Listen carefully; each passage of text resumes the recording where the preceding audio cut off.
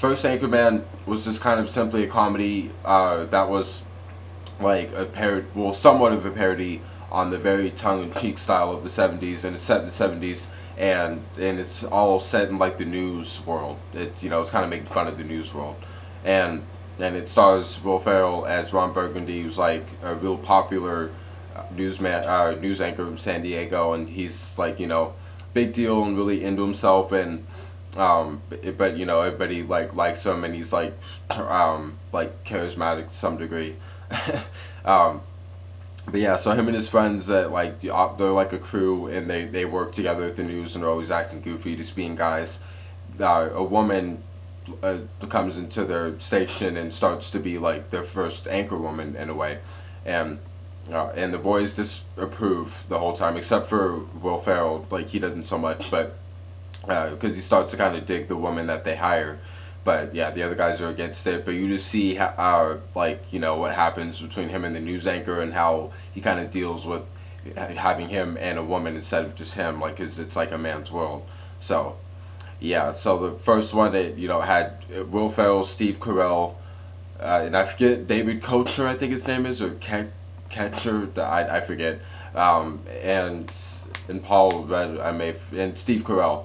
He's hilarious as Brick, and yeah, the first Anchorman's just hilarious in general. Like the humor, it's kind of random, but if you like Adam McKay or Judd Apatow or even Will Ferrell for that matter, you kind of like it's hard to explain, but if you like them, you kind of get the humor. At least if you've seen the first Anchorman, like a lot of times, if you've seen other movies with any of those guys involved.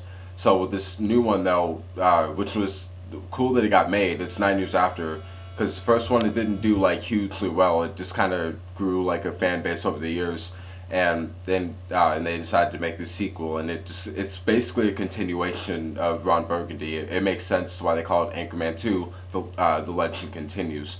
So this time we meet up with Ron Burgundy as we follow his journey as he is now involved in a 24-hour like news circuit, and it's like set in the '80s in New York rather than California in the '70s. I like the nice contrast they have. But despite that it is set in the '80s, Ron and his guys still bring that like '70s vibe to it, which I thought was cool. Like just with their wardrobe and kind of how they carry themselves.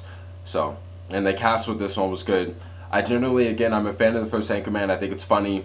And with this one, this is one of my most anticipated movies of 2013, and probably the last anticipated movie besides American Hustle. But yeah, as far as the story goes, I like the first one more.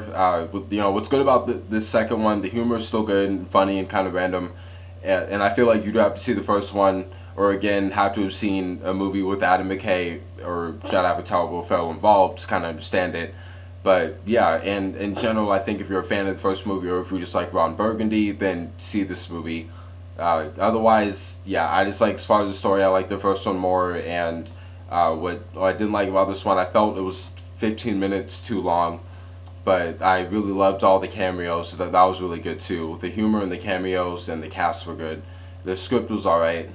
And yeah, so that's what I think. I mean, Anchorman 2, it's a good continuation. It's a nice continuation. But I like the first one more.